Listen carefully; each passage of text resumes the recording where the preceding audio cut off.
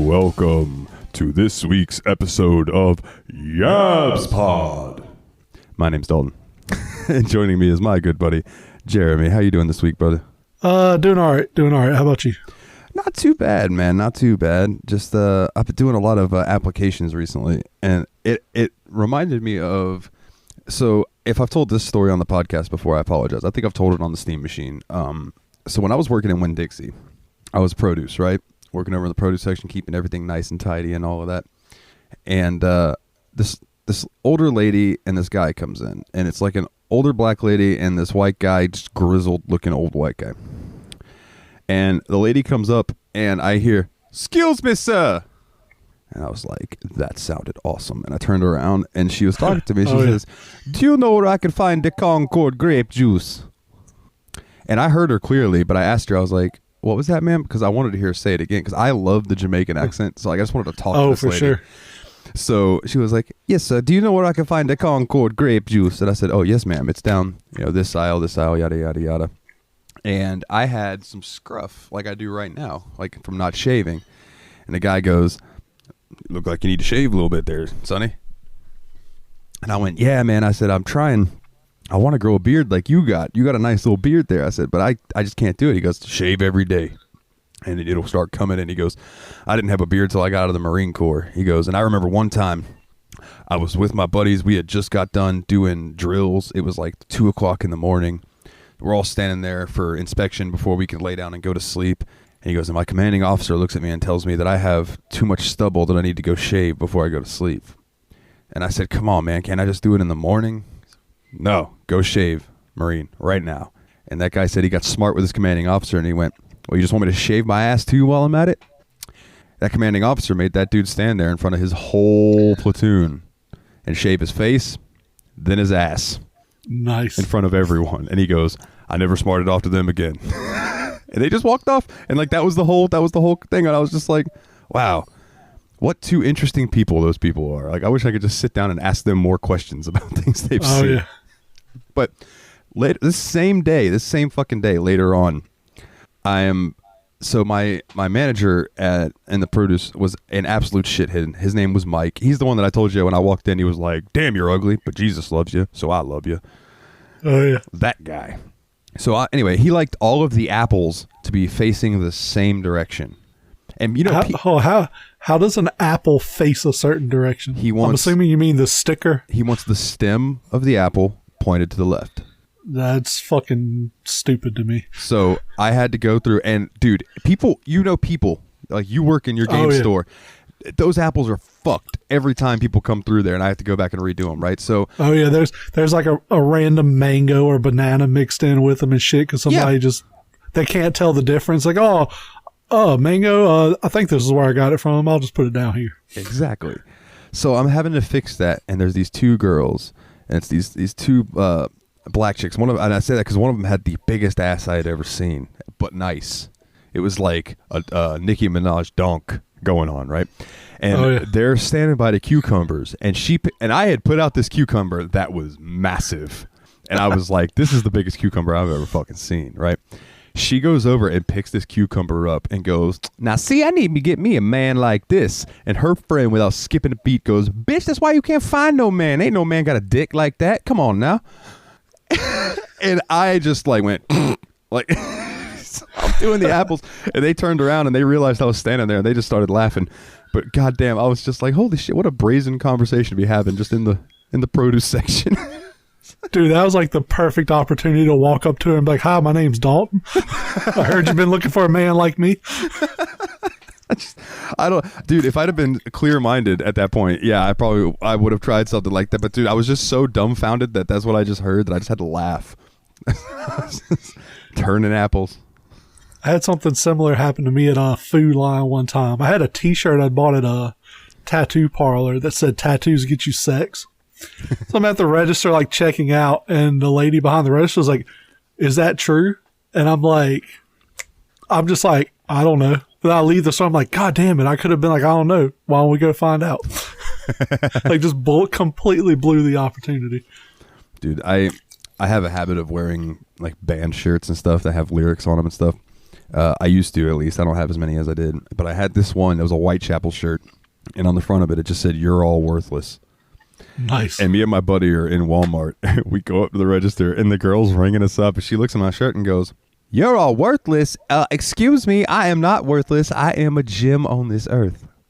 And I went, word up. You know what? I appreciate that. I will grant you that. You're the one person that's not worthless. She goes, "Thank you. $12.75 or whatever it was." And then I have a Devil Driver shirt. I wish I could find this shirt. I don't know what happened to it. On the back of it, it said, "I could fucking care less." And I remember going into work one time, and my friend Zoe was like, actually, Nate, if you're listening, it's my friend Zona, because I know Nate has a dog named Zona. So Zoe's like, "Dalton, hurry up and get your shit. I'm ready to ring you up and get the fuck out of here." And my guy who's walking behind me, who works with me, just goes, "Zoe, did you read the back of his shirt? I don't think he cares." And I was like, "Yeah, thank you." Because I didn't. I was like, "Bitch, you could wait." Dude, I will say that's one thing that sucks about owning a business and like working by yourself all the time. I miss those coworker interactions sometimes.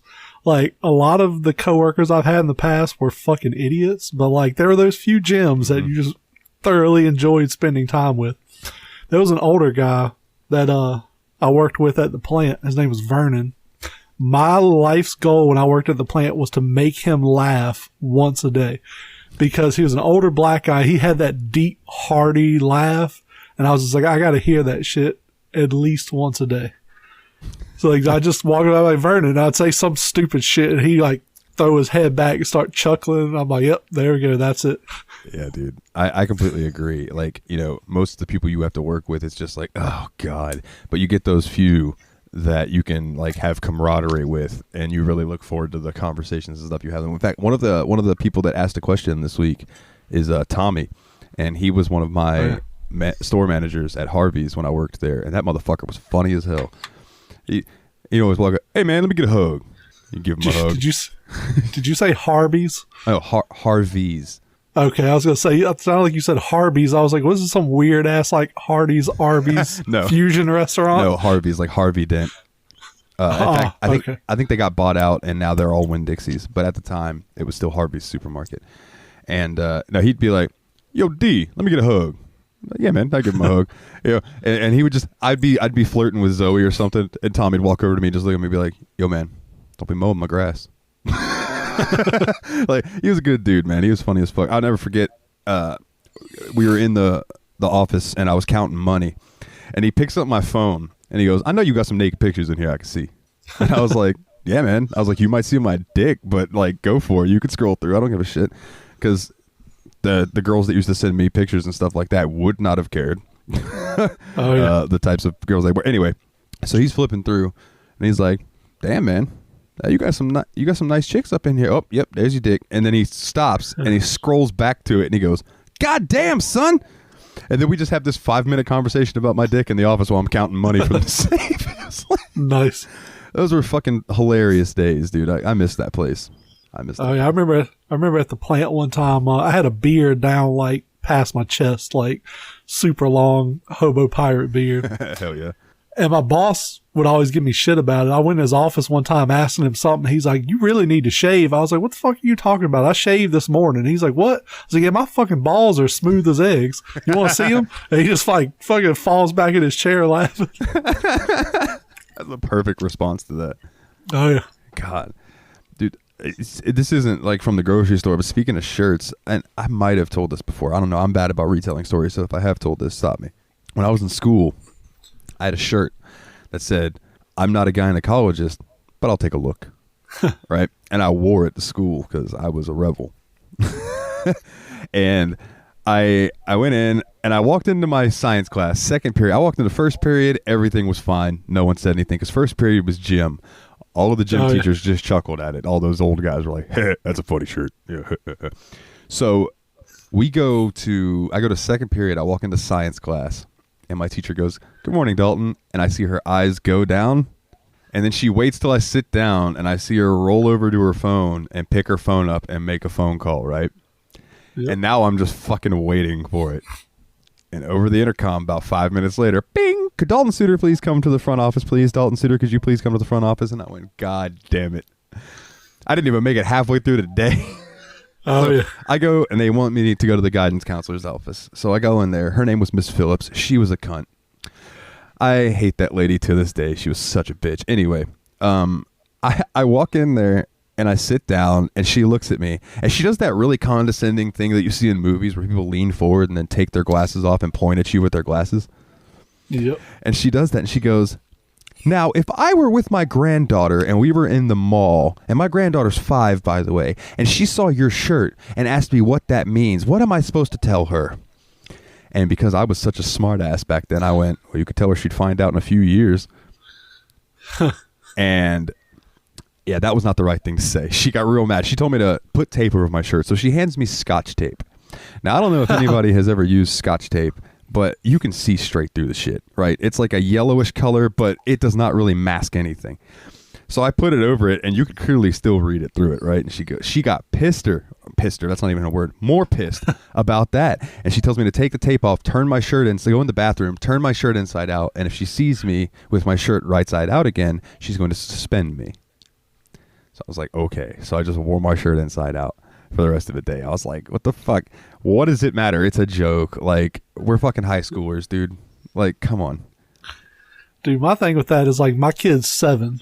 He asks me all the time, what's that mean, Daddy? And you know what my response is? Grown-up stuff. Don't worry about it. Yeah. Easy. That 9 times out of 10, he's like, okay. And he goes on about it. He doesn't really care. Like, he doesn't care what a gynecologist is. Hey, he's just curious. Just cares about dinosaurs and mermaids and shit. So, yeah, he's like, what's that mean? What's that word? I'm like, it's nothing. It's grown-up stuff. Like, boom. The reason they would ask that is because they're looking at a word that is big and they've never seen it before. And you can, literally just be like, it's adult stuff. We'll tell you, when you're older. Yep. And, okay. And they move on because, when they hear adult stuff, they realize, oh, it's boring. Yep. And they move on to something better. That's why I feel like I might have talked about it on the show. I let my kid watch Bob's Burgers because, like, Family Guy and stuff's a little over the top. South Park's way out in left field. Bob's Burgers, there's a lot of adult humor in it, but it's very nuanced. So most of that shit, he has no idea what they're talking about. Yeah. He likes the fart jokes and, talking about butts and stuff like that. I was going to say, I bet he loves Gene. Yeah, exactly. Oh, yeah. Gene is his favorite. Yeah, exactly. He loves, like, fart jokes, talking about butts, any of that stuff. He's just giggling and giggling. Any of the grown-up shit, he doesn't know what they're talking about, and he doesn't particularly care either. Yeah, those jokes go over their heads, and those are for the older people. You know what I mean? Like, and dude, think about all the shit we watched as kids. That is, if you watch it now, no way you'd let your kid watch that. But we didn't know any of that stuff when we were kids. Yeah, I mean, was it Rocco's Modern Life? Yep. Wasn't he like a sex? Like, didn't he do? Yeah, he was a sex line worker. Like a sex operator.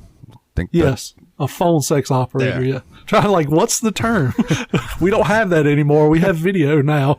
Dude, I remember being real young, and I used to call, like, the 1-800 vagina, just for example. I don't know if that would actually work or not, and then it wouldn't connect you to anything, but you would just hear the preview, and I would beat off to that girl talking to me.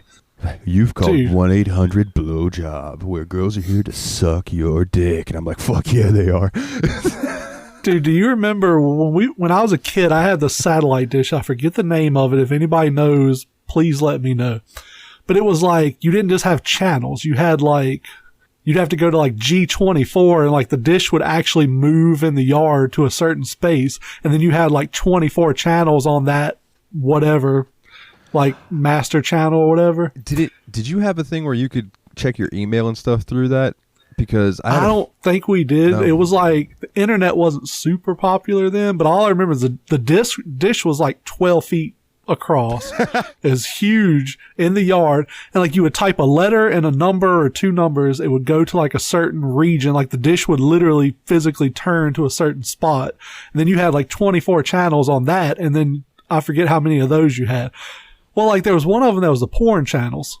So I'd go to that one, and it would be scrambled, but there was a button on the remote you could press, and it would bring up like a summary of what the show was about and stuff. Yeah. When you press that button, it would show you like the channel, the name of the channel, like a summary of what was going on. you hit that button, the picture would come in clear for like 4 seconds. Then that summary would go away. So I just sit there hitting that button, right? Just watching fucking porn all day. And so I had the blinds open because the way our house was, you had to come like off the highway. You had to come uphill and like crest a hill and start coming down to turn in our driveway. So I'd keep those blinds open watching that hill for when my dad came home. Cause I would change the channel to like Nickelodeon, right? Yeah. But there was a recall button where you could recall and go to the last channel. So I'd do Nickelodeon, then like Cartoon Network or ESPN or something, you know, so cover my tracks. And then as I'm an adult, my dad was like, oh, I knew what you were doing. I was like, what? He's like, dude, every single day when I top that hill, that fucking satellite dish would go to turning in the yard. I was like, oh yeah. I was an adult. I was like, oh yeah, I was watching porn every single day while y'all were gone. That's awesome.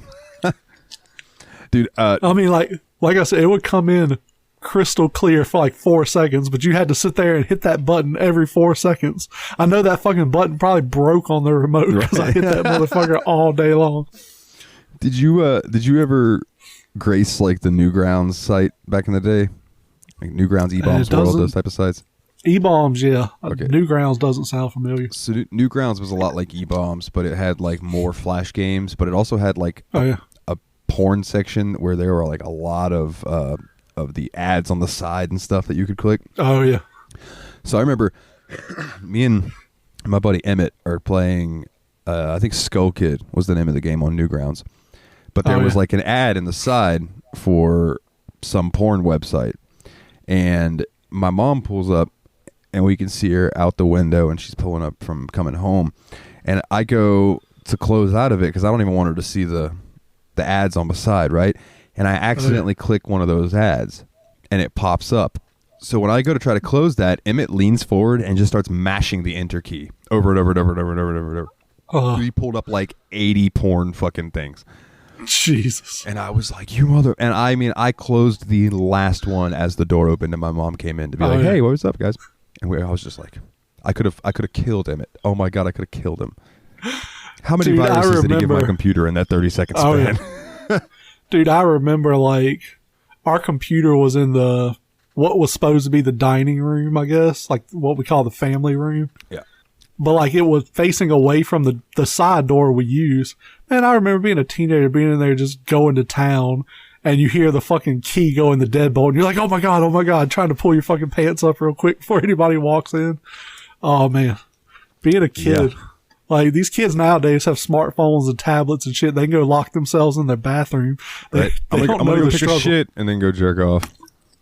I'm going to go take a shower for 45 minutes. Oh, dude. Yeah, that's fucking Jesus Christ. I'll tell you what one of my favorite thing was back in the day, too, was my spank material. It was I had a WWE Divas bikini magazine. Oh, yeah. Oh, good Lord, bro. Stacy Keebler. My God. Dude, when my best friend in middle school's name was Brad. I was talking about him, I think, last week with the crazy child molester lady. Yeah. We were walking through the woods one time and found a used, like a bra somebody had just thrown out there. Dude, like when you're like middle school age, finding a bra that belonged to someone other than your family member was a fucking gold mine. I'm just going to smell this while I beat it off. Dude, the struggle was real back then. You remember what, looking at JPEGs back then, and it loaded like pixel line by pixel line? Oh yeah, dude, it took forever to get a fake just be like, naked picture of Britney Spears. Yeah. One line at a time, and then it would get right to the boobs, and like you'd hear your parents get up and you'd close it real quick, and then, oh wait, that wasn't them. I was hearing things. You gotta start back from scratch. Like literally for people younger than us, it would take, what would you say, legitimately 2 minutes to open a JPEG back then if it was particularly large? At least. Dude, I have this memory of being called into the computer room and both my parents are standing in there and my dad's just holding these couple sheets of paper. And this is when I learned that browsers had a history that you could look at. Oh, yeah. So he starts naming off these sites that I had visited, and I'll never forget one of them was 69.com. And I'm like, I don't even know what 69 is at this point. You know what I'm saying? I was just looking for boobs. Yeah. Because a lot of it, he was like, you visited Playboy.com a lot. And I was like, I'm sure I tried to blame it on my friends or something like that. Anyway, it wasn't long after that I went into my computer and found the folder that history gets saved into for browsers and deleted it. So there was no longer a way, because now obviously it'll replenish. Back then, you deleted a file, that motherfucker was gone, as far as I know. So like that shit was just, and there was no more history for anything. So I had to like write down sites and stuff and bookmark things. Yep. Yeah, kids, back in our day, you didn't have incognito browsing. You just had to delete that history when you were done. Yeah, DuckDuckGo was not a thing. You just had to. Dude, when I was in like elementary school, like 5th, 6th grade, my best friend's name was Patrick. We still talk from time to time. He lives out in, I think he's in LA now. He was in San Diego.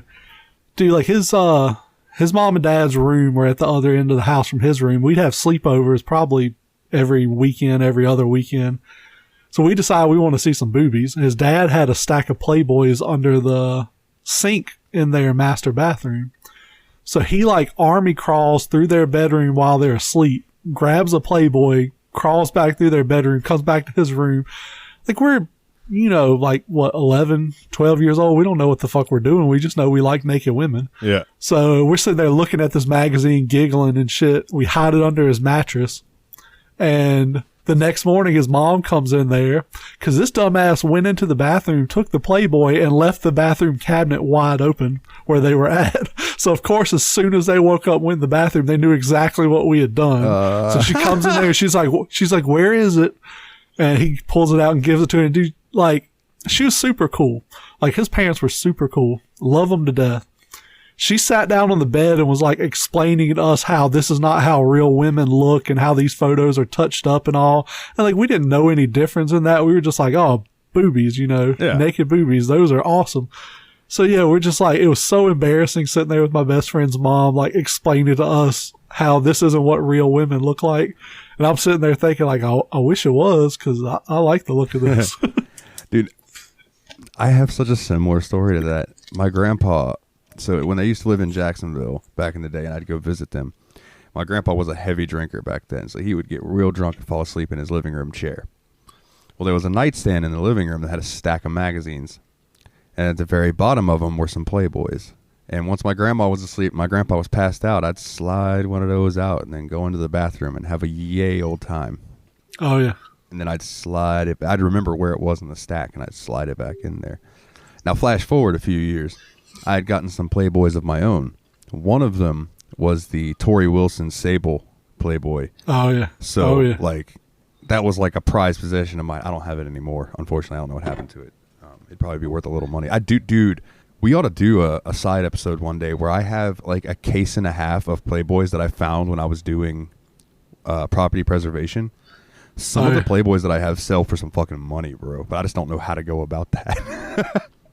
Dude, I used to subscribe to Playboy when I was like in my early 20s, single, living by myself, because they'd send a postcard in the mail and it's like, oh, get a year subscription for $10. And I'm like, I got $10. Yeah. And like, yeah, every year when your subscription was ready to run out, it'd be like $10. You can get another year. And it was all like early 2000s stuff. So none of it's super valuable now, but I had one of my dad's friends gave me the first China Playboy. Then it was like, I remember there was like Lindsay Lohan. There was a bunch of pop stars and stuff in them. Yeah. But I found them probably 5, 6, 7 years ago. And I was like, man, like I was moving. I was like, man, I can't take these with me. Cause I think I was either engaged at the time or might've been right before we got engaged or something. I was like, man, I got to get rid of these. So I took them and like threw them in the dumpster at my apartment complex. But like I stopped for just a second. I was like, man, I should pull like 2 of these out and just like toss them in the woods just to like keep that tradition going of the little kids out playing in the woods and find a nudie mag, and it's like just changes their whole life. Yeah, right. Absolutely, dude. And then I started thinking about it. I was like, man, these kids got iPads and shit. They're probably watching people fist each other in the butthole. Like Playboy just ain't gonna do anything for them anymore. So these couple Playboys that I had them in my bathroom, and they were hidden under some towels that I never used, right? Between some towels. And they were there forever. And one day I went in there after my mom had cleaned my bathroom, and I looked for them, and they were gone. And I remember my dad pulling me aside and being like, your mom found your magazines. He goes, she was upset. He goes, I didn't care. I told her, you're at that age, whatever. He goes, so I'm going to give them back to you. He goes, but just don't keep them in the bathroom. Keep them somewhere that your mom's not going to see them. I was like, yes, sir. And they lived under my mattress from that point. I was going to say, speaking of what was your go-to hiding spot for shit when you were a kid? Oh, man. It was either under my mattress or in the bathroom, in the closet, buried like under some towels and stuff.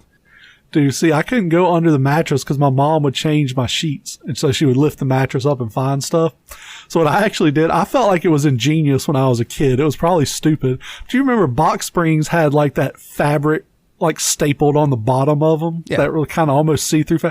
I cut a slit in that like towards the middle, and I would just like crawl under my bed and stuff shit up in the box spring so that it wasn't like somewhere somebody would find it without going and looking for it. But you had to be really careful because if you got the slit like too wide, it would sag. So you had to just cut just enough to get whatever it was up in there, and then you had to push it up in there a little way so it wouldn't fall back out of the hole.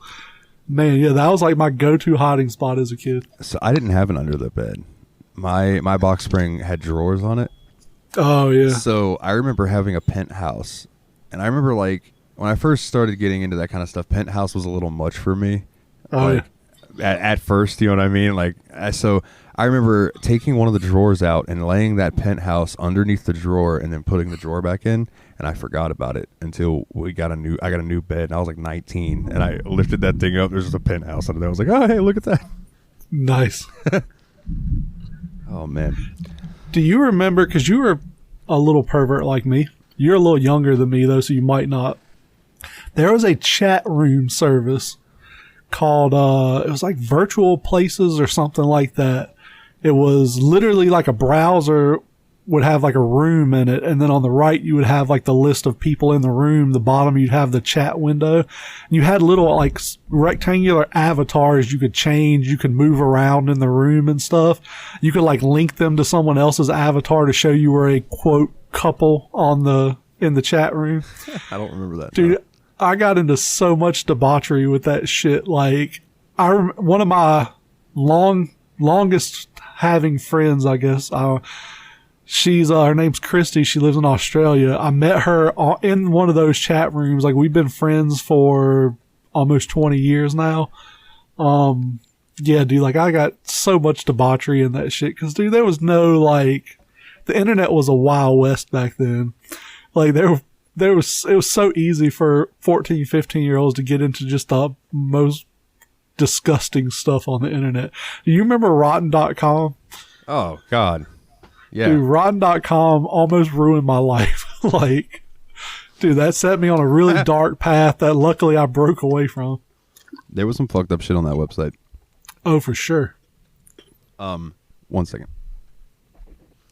Dude, when I was 16,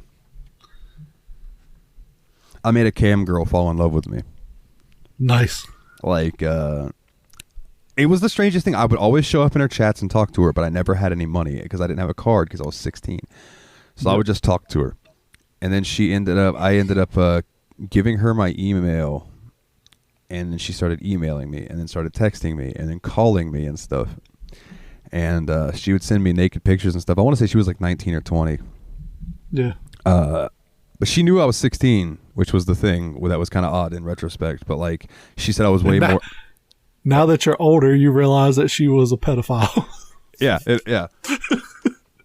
She was like, at the time, you were like, this is cool as fuck. I was so mature for my age and stuff like that. Oh, yeah. And, yeah, I went to, like, we kept in contact for a long time. And she lived in Florida, too. We were going to meet up and fuck, but we never did. I went to go check on her one day on Facebook and saw that she had overdosed and died. And I was like, oh wow. Fuck, that's sad. That's sad. R.I.P. But she used to, there's still a cam girl from that site. It was called naked.com. And there's a cam girl I still follow. Naked.com. Yeah, on Instagram and stuff. Her name is Tina Marie. And she's part of this group called the Raydolls. And I'll never forget that Messia would just get so angry with me if I brought up the Raydolls. She fucking hated them for some reason. I don't know why. But yeah, it was interesting. Interesting time in the internet for sure. Oh, for sure. Oh man. Well, let's move on from our pervy younger selves. Yeah, we've done 30 minutes of our teenage porn lives. Let's move to the next topic. So they announced that they're doing a SHORESY TV show, which is going to be a Letterkenny spinoff. I am fucking stoked about. Are you? Okay, because I've seen Yes. mixed reactions. I've seen people saying that, like, as soon as you see SHORESY's face, the magic is gone. And I'm like, but dude, everybody knew that was the same guy as Wayne. Oh yeah. Like, you could tell. I don't feel like it would be. But to me, SHORESY was one of the best parts of Letterkenny. Like, those skits were just the funniest shit. Those little segments with SHORESY. Oh, absolutely. So I think it's gonna be good. I'm gonna watch it regardless, whether it's good or bad. Yeah, I really hope Riley and Jonesy are in it too, because they kind of make that whole dynamic work as well. Yeah, for sure. Yeah, SHORESY has some of the best fucking quips in the entirety of TV. And that high pitched Canadian voice just You, fucking bud. great. Yeah, it's just absolutely hysterical. I really look forward to it, which leads me into, like, what are some of your favorite? So I consider Letterkenny a sitcom, even though there's no audience. Like, it's still a situational comedy style show. What are some of your favorite sitcoms? I figure we could talk about them for a while. I'm trying to think of any modern ones. Like when I was a kid, of course, we had like a set group of sitcoms when we were kids, like Full House and Family Matters and what was it, Step by Step, all of that. Growing Pains, all of those. Basically the TGI Friday lineup. Boy Meets World. Oh yeah. Nowadays, like The Office was great. I don't know if, I guess you could call that a situational comedy. It's almost more of a mockumentary, but it works, I think. You said one earlier before we started recording. Seinfeld. Seinfeld's great. Classic. I wonder how well that show ages with younger people, because like I don't know if they get the jokes anymore that we still get. I feel like they probably don't, but I love it. It's dry humor, which I love. Let's see. Trailer Park Boys is one that comes to Trailer mind. Park Boys is absolutely amazing. Fucking phenomenal, dude. And that show's been around forever. Oh yeah, which it's kind of not around anymore. Like it's weird. It's something happened with Mike Smith, the guy that plays Bubbles. He got accused of like sexually assaulting some fellow cast members or something, and Netflix pulled the plug on the show. No, it was he got into a dispute with his, I don't know if it's his wife or his girlfriend or whatever, and he grabbed her around the throat. Yeah. But apparently, like, she was hitting him and stuff, and he was trying to get her to stop hitting him, so he grabbed her. I don't know. There was a lot of cloud. There was that, but it was also the chick that played why does her name escape me? Yeah, Lucy. She claimed he had done something inappropriate, and she quit the show. I think she's come back since and redacted that statement. But I think when what's his name? Oh God, I'm drawing blanks all day today. Jim Leahy. What's his actual name? Something Dunsworth. Oh my goodness. What is John Dunsworth? John Dunsworth. When he died, I feel like that kind of put a huge anchor around the neck of the show. Like without Leahy, it wouldn't be the same show. Yeah. And they're still doing stuff. They have their own app that they SwearNet, that they put stuff on now. I want to sign up for it. I don't really have the spare money to do it just yet. I see a lot of shorts that they put out on YouTube and stuff now, and Facebook. That's really funny. I don't know if they still do it. But on SwearNet they had a show that they did called Tripping with Lee, and it was the character Lee from that show, and he would go around the world with his mom, and he would take like hallucinogenic drugs and then just sit there and just like chill with his mom at these beautiful places in the world. I'm like, what a cool show. I'd totally do that. Yeah. They had that. I remember they had a show about like, it was basically the news, but it was uncensored, where they would like tell the current events and stuff, but without any kind of censorship whatsoever. Oh my God. That was pretty interesting. Their podcast was pretty entertaining for a while too. I don't know if it's still around. I don't know. I never listened to. I've got like, as you know, I've got a handful of podcasts that I listen to, and my commute is a lot shorter now, and I've got the kid with me for a lot of it, so I can't listen to the podcasts I like. Listen to Trailer Park Boys, no, because they're in character for it. So like by the time I finish my like short amount of podcasts I listen to. It's been a week and the next episodes are rolling out. So, but I do listen to Workaholics, the guys that did Workaholics. It's called This Is Important. It's a great podcast where it's just Adam, Blake, Anders, and Kyle Newacek, who was Carl on Workaholics, but he's also the director of the show. And they just basically what we do. They just shoot the shit for an hour a week, and it's absolutely just hilarious. That was another funny show, was Workaholics. Oh yeah, like that show was really great. That scene, that episode, my favorite episode is the one where they steal the dinosaur statue. Oh yeah, they're trying to figure out what to name it. The dragon statue. Yeah, yeah. He's like, I think we should name it Reptar. You know, it's so Tommy of me. Oh yeah, dude. One of the funniest ones to me was when I think their house was infested with rats. So they were having it fumigated, and they had to sleep in the office, and they all got high on mushrooms, and then thought people were trying to break into the office, and it was actually like IT guys coming to do work overnight. That show was funny as shit. I know go ahead. I had the biggest crush on the actress who played Alice Murphy on that show, the boss. Oh yeah, she was. Like, I just had a huge crush on her when that show was on. When I was younger, there was like a whole sitcom block on TBS that I would watch. I think it was like when I got off school, it'd be like the Steve Harvey Show. Yep. And then it would roll into the Drew Carey Show. And then from there, it would roll into Home Improvement. And was Everybody Loves Raymond on that block? Yes, it was. Yeah. Yeah, because it went Home Improvement, Seinfeld, Friends, and Everybody Loves Raymond. I'm pretty sure in that order. Oh, yeah.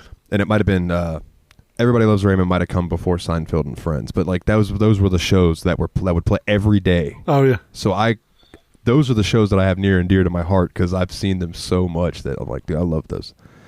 Oh yeah. Everybody Loves Raymond. Dude, I loved Home Improvement growing up. I thought that was a great show. All of those shows, dude. Drew Carey show was phenomenal. There was another show. It came on after Drew Carey. I'm sorry, it was called Yes Dear. I vaguely remember that. So it was about... I remember the title. Greg and Kim were the two main characters, or two of the main characters, and they were like the ones that had like the new baby, and they had the nice house. Greg had the good job. And then in their pool house lived Kim's sister and her husband, which was Jimmy and Christine, and then their two boys who were rambunctious hellions. Oh, yeah. And I actually, that show's not streaming anywhere. I actually pirated that show and have it on my computer because it's so good, but you can't find it anywhere. But dude, I liked Primo 2000 sitcom comedy Primo. Oh yeah, I liked According to Jim. I thought it was pretty decent sitcom as well. I agree. Before I forget, that show Mike and Molly, the guy. The guy who played Mike. He the first time I ever saw him was in Yes Dear. He played one of Jimmy's best friends. Oh yeah. I love that. Billy Gardell or something like that. Funny motherfucker. Billy Gardell or something like that. Funny motherfucker, dude. Oh yeah. Yeah, there's so many of those old shows that like I wonder if they would hold up now. I mean, they do to me, obviously, because we watched them back then. So obviously we have that nostalgia factor. But some of those earlier shows, like we were talking about with Seinfeld, you know, and I wonder how like say Friends would hold up these days to younger kids. Oh yeah. Speaking of something that doesn't hold up super well, I've been watching through Nick Arcade on Paramount Plus, and I loved that show as a kid. Like, I wanted to go on that show so bad. I'm pretty sure they filmed it in Orlando. Now, dude, I believe this is the show that you and Willie were talking about that gave away like Neo Geo games and stuff, right? Oh, yeah. Well, they had Neo Geo games on it. I've only like 4 episodes in. The prizes have been fucking garbage. Like, one of the prizes was a pair of British Knight sneakers. BK? One was a Singalodian karaoke machine. Twice they gave away a like pop-up tent. The grand prize was always a trip to Orlando Studio or Universal Studios in Orlando with like a hotel stay and all of this stuff. Dude, that show could have been so much better if they'd have made it an hour long instead of 30 minutes. And if they'd have gave it more than like a $20 per episode budget. Like, it's such a low budget show. Was that before the time of like Legend of the Hidden Temple and stuff like that? Because I feel like that's when they started putting a little more money into their shows. I think maybe. I think so. But this one was like, dude, like literally the last episode I watched last night, the two teams, you had yellow team and red team, was a boy and girl on each team.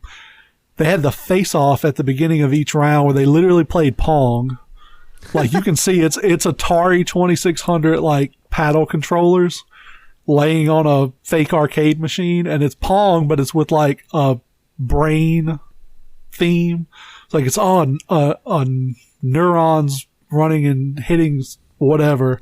It's bad. Like it's bad. Dude, the red team won, and the host goes, "Oh yeah, the yellow team won that round." Never corrects himself, just rolls with it. God. One time they would show you, remember you had like Mikey on the board, and you had to like move Mikey, and you would land on different spaces. Yeah. Dude, like that episode, he's like, all right, so at the end of the round, they would say, show us all the spaces they didn't choose and what was there. Dude, it never popped up, and the host is like, come on, let's see what it is. He's like, okay. And like, they just never showed it. Like something happened, I guess, and they just rolled right past it. Oh, it's man. like the budget was so bad on that show. If they'd have budgeted it any better, I think it would have been a lot better show. But I know back then, kids' attention spans were a huge thing, so they didn't want shows to be super long if they were aimed at kids, because they're like, oh, a kid's not going to sit here for an hour watching a TV show. Little did they know that would only get worse as time goes on. Oh, yeah. So while we're on the topic of media, I have a question for you, man. So, like, I have gotten to the point, and I'm going to use The Witcher as an example, right? As someone who's played The Witcher 3 and really enjoyed the story and all of that, and that was 80 plus hours. Oh, yeah. I have really enjoyed the Witcher series that's on Netflix, season 1 and season 2. And I feel like had they had just released a Witcher movie, that it wouldn't have been able to delve as deep into the lore. You know what I mean? So I feel like, so my question to you is, movies versus like a streaming series, which do you prefer? Now, I will say I didn't play any of the Witcher games, and I couldn't really get into the show. Like, I've watched the show, but it didn't really grab me by the nuts and just hold me in place like a lot of shows have in the past. Yeah. I tend to agree with you. I think some stuff you need a show. That being said, I think some shows get picked up by the wrong networks. Like the prime example for me is The Walking Dead. The Walking Dead got picked up by AMC. They were like, we want, I think it was 22 or 24 episode seasons, where they had about 10 episodes worth of content. And they're like, let's stretch this shit out over 22 episodes. And there's so much boring ass shit in there where nothing was happening. Whereas if The Walking Dead had been put on HBO or Stars or Showtime, where there was no censorship, there was a 10 episode season, I think that show would have been monumentally better. Because I don't know if you've read the comic books are gruesome.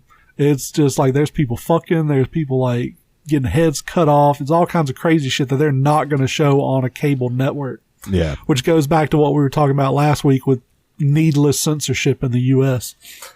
But yeah, some stuff I would say, I'm trying to think of any specific examples. Some things do not need to be a show. Some things could be wrapped up very nicely in a movie. But I'm trying to think of any specific examples. I can think of one right off the top of my head. That would probably make a better movie. Halo. Yeah, I can see a Halo movie. The show, actually, I'm caught up on the show. It's getting better. It's like there's another like UNSC versus Covenant fight episode that's really fucking good. Yeah, I need to catch up on it. I still think that one serves well as maybe like a 10 episode season. I don't think any shows need 25 episodes a year anymore.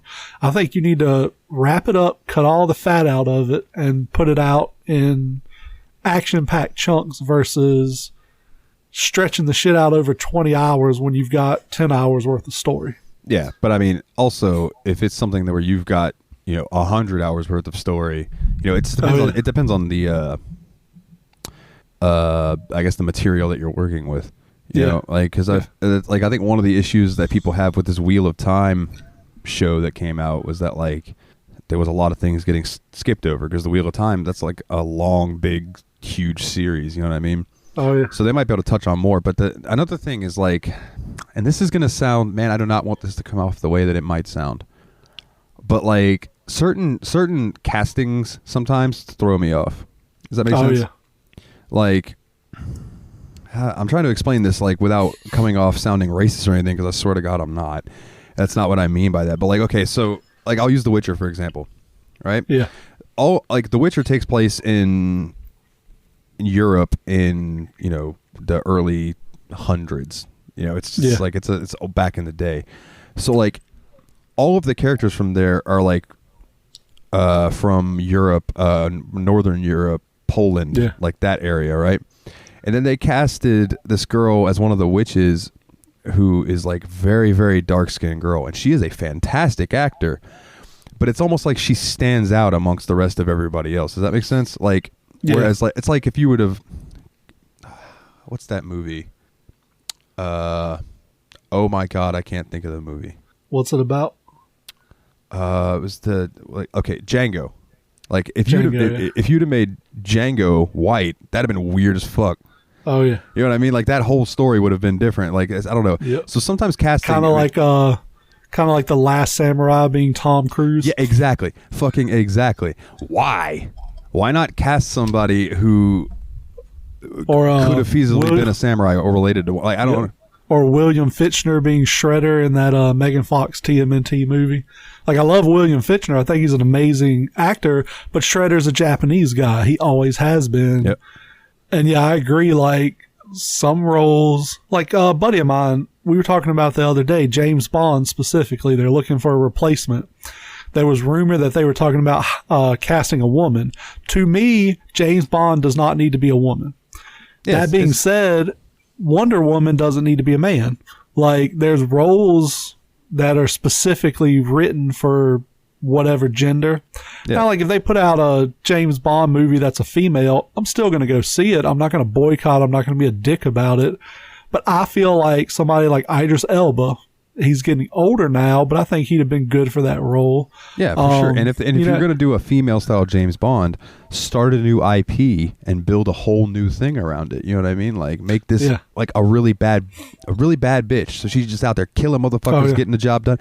So she's not being compared to other James Bonds. So there's not that, you know, that crossover where people are like, well, what the fuck? Just make it a new thing. Like that's the way I would do it, at least. And to the flip of that, like in the new Thor movie, there'll be a quote unquote female Thor. I'm perfectly fine with that because I was in the comics. It's explained and there's a reason they're doing that. They're not just magically turning Thor, Odin's son, into a woman. They're replacing Thor with a female character that's already in the universe. Yeah. It makes sense. So I'm perfectly fine with that, but I don't see James Bond being a woman. Yeah. It doesn't seem, I don't want to say it doesn't seem right to me. It doesn't seem like it flows with that original story. And my thought has always been, because we were talking about Chadwick Boseman too. You know, Chadwick Boseman died. It was horrible. He was amazing as T'Challa in Black Panther. Personally, I feel like they should recast that role, act like nothing happened, and keep going. I don't think it's disrespectful to Chadwick Boseman to recast his role. People get recast all the time. That's how we got on the James Bond topic of, you know, how many people have been James Bond, and it's not that big of a deal. Granted, you know, none of them died while being James Bond. But like I said, I don't see it as disrespectful to continue your story with a different actor because the first one passed away. I mean, Superman. There's been multiple Supermans. There's been multiple Batmans. You know what I'm saying? So I totally get what you're saying.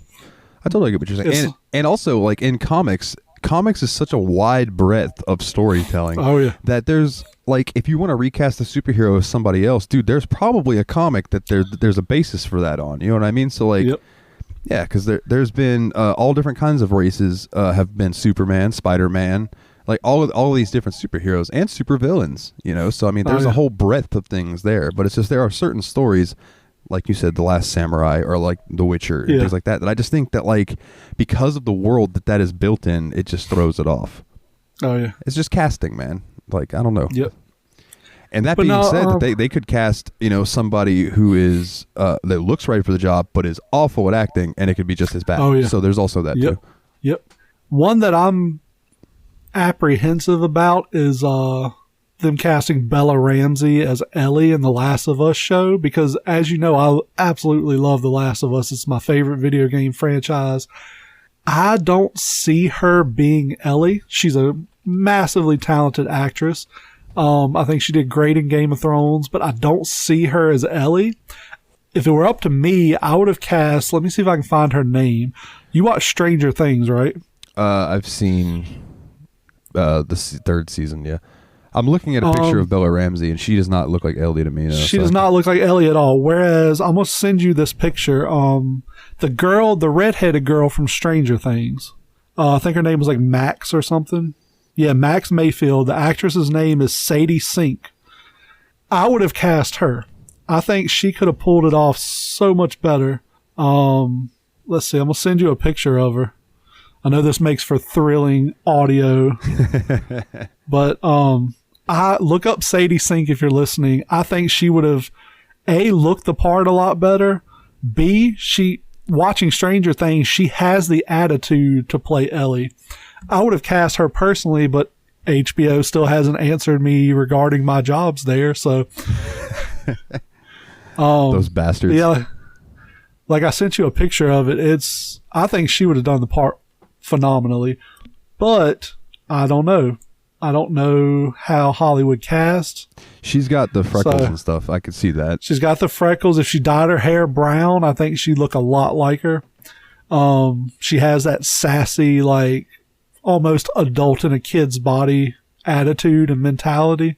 I think she could have pulled it off perfectly, but who am I to say? Here's what I want to know though about the Last of Us show. Yeah. Is Ellie going to randomly pull out a book of jokes and just tell some jokes every now and then? I hope so. Because that would be tremendous.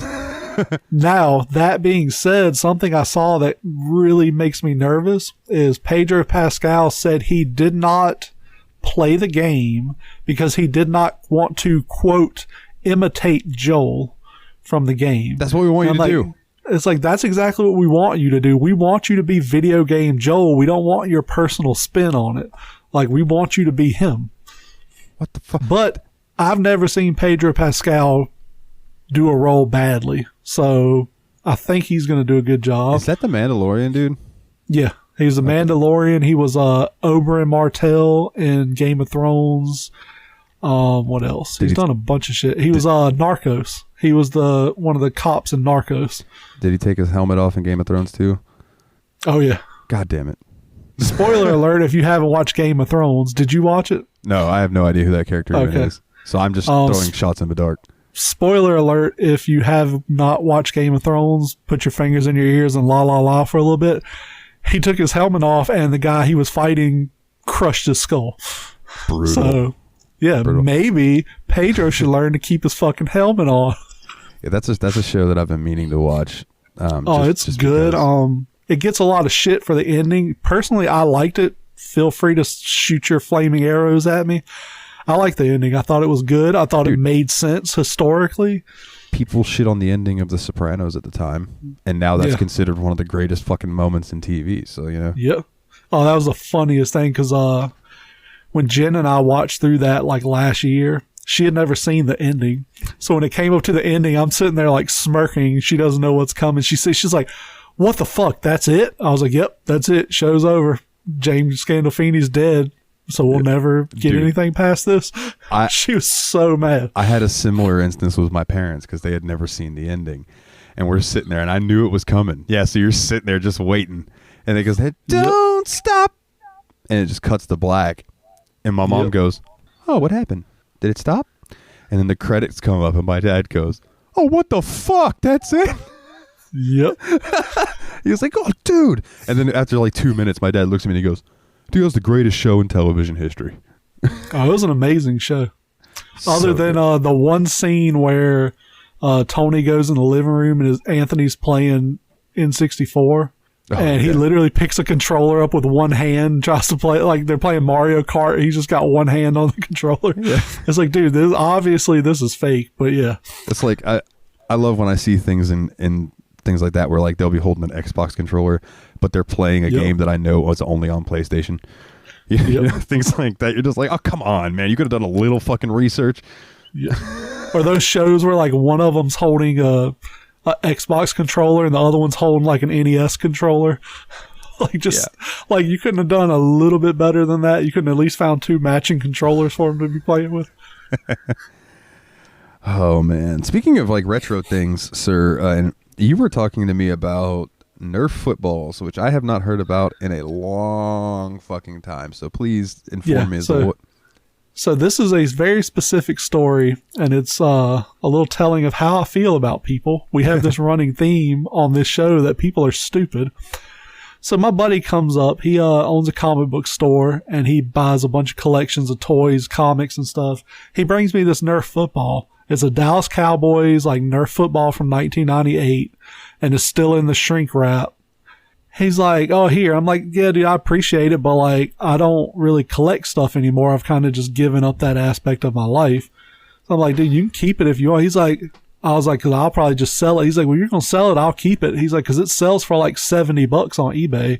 I'm like, are you fucking kidding me? And I go pull up eBay and look it up. Dude, people are paying like $50 to $75 for a sealed Nerf football from 98. Like, that is fucking retarded to me. Like, why would you pay $70 for a fucking Nerf football?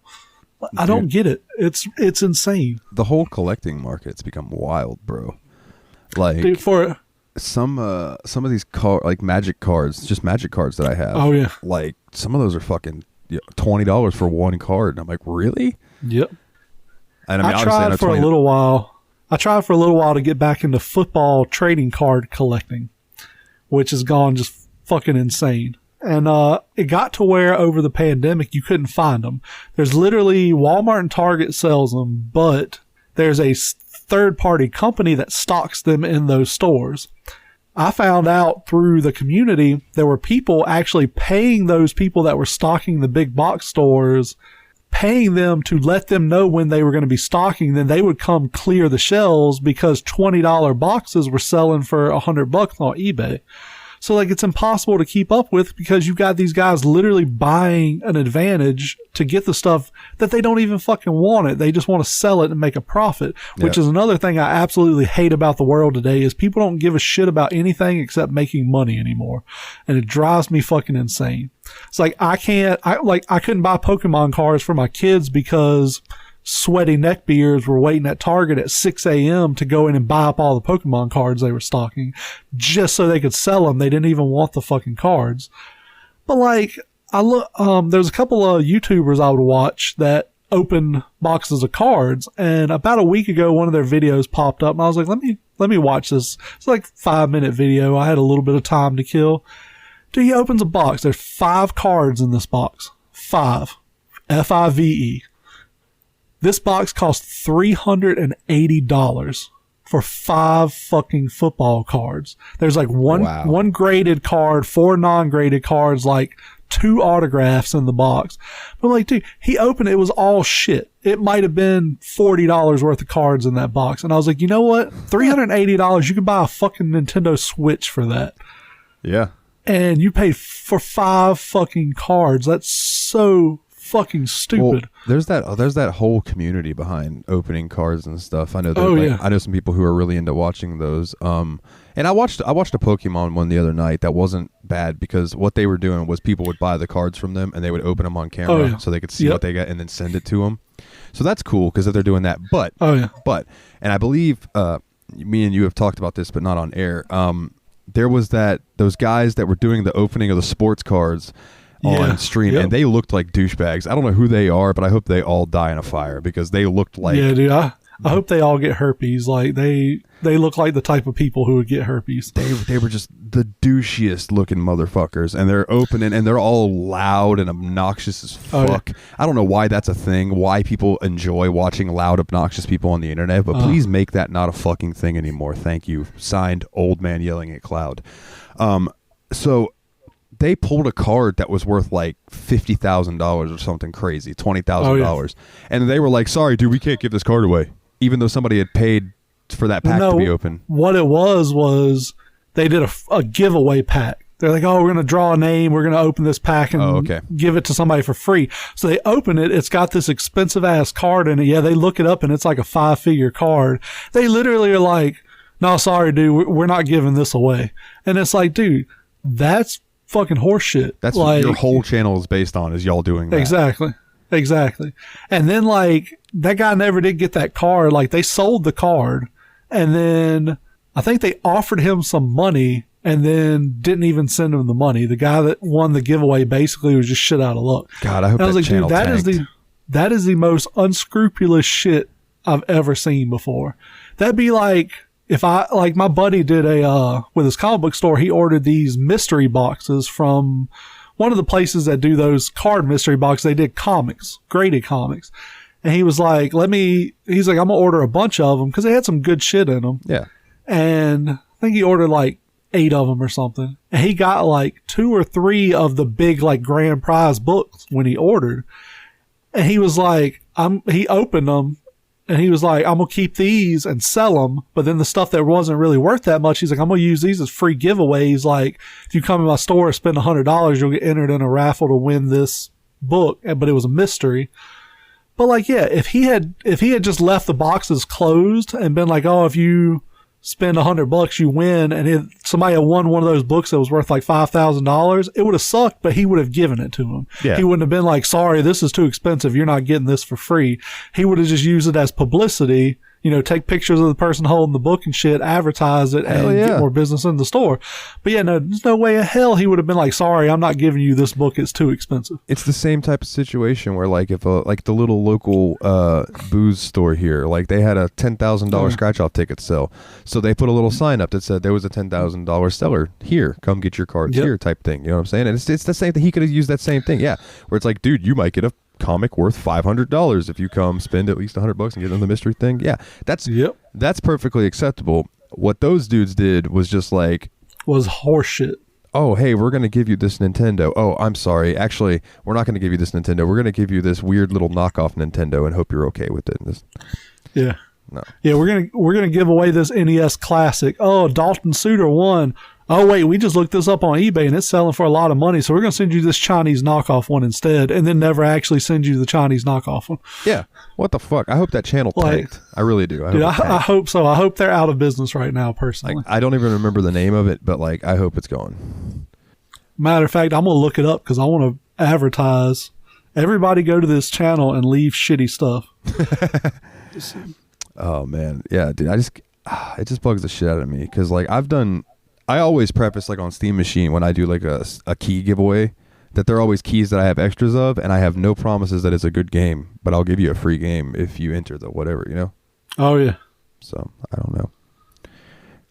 Like I get like if we did a giveaway on this show or you did one on Steam Machine podcast.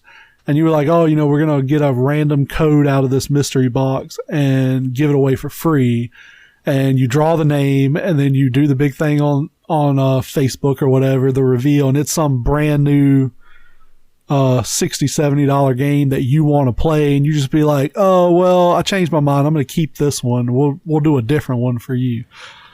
Yeah. Like, no, that's horseshit. It's like, no, dude, no, they get what they get, dude. Like if I pull fucking Starfield and it's for even though I really want that game when it comes out, if it's for somebody else, dude, I mean, that's what it is.